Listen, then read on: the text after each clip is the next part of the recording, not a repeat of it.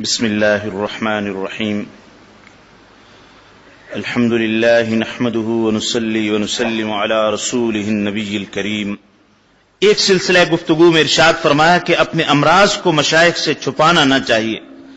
اگر یہ خیال ہو کہ وہ بزرگ ہم کو ذلیل سمجھیں گے تو میں قسم کھا کر کہتا ہوں کہ وہ تم کو ذلیل کیا سمجھتے، جبکہ وہ کتے کو بھی اپنے سے افضل سمجھتے ہیں۔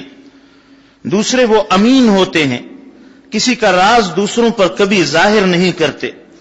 اگر اظہار مرض کو اظہار معصیت سمجھ کر طبیعت کہنے سے رکتی ہو تو معصیت تو فعل ہے، اس فعل کا اظہار مت کرو بلکہ مواد کو بیان کر دو، اور مواد کا بیان کرنا معصیت نہیں۔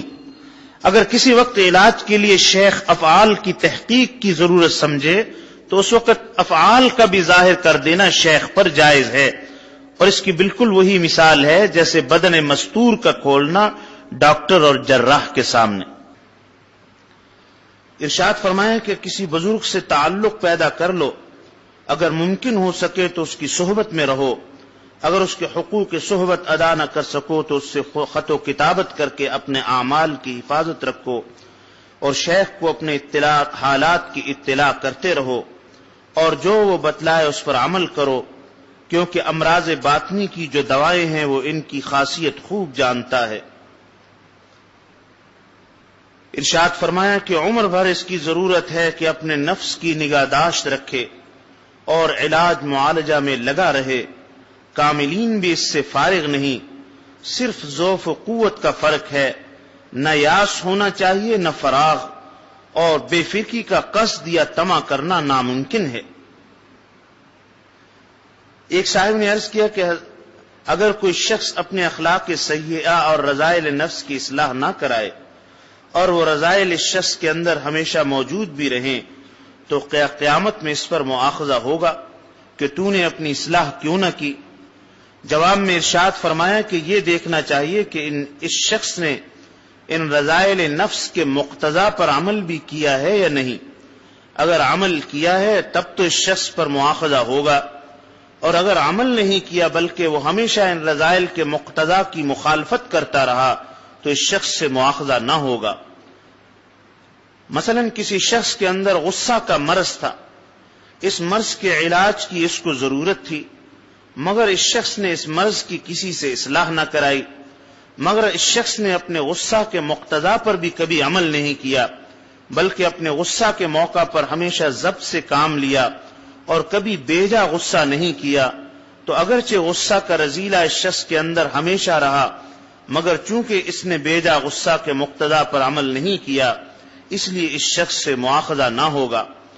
حاصل یہ کہ جذبات پر مؤاخذہ نہ ہوگا بلکہ اعمال و افعال پر ہوگا، مگر باوجود اس کے پھر جو ان جذبات کی اصلاح کی ضرورت ہے تو اس کی وجہ یہ ہے کہ جذبات کی اصلاح سے نفس کی مقاومت اور مقابلہ آسان ہو جاتا ہے، جس سے رذائل نفس کے مقتضا کی مخالفت بآسانی ہو سکتی ہے۔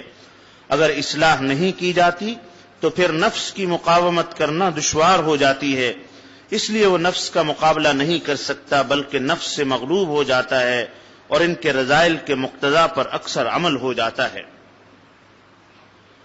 ارشاد فرمایا کہ گو میں متقی و پرہیزگار نہیں، لیکن الحمدللہ اپنی اصلاح سے غافل بھی نہیں۔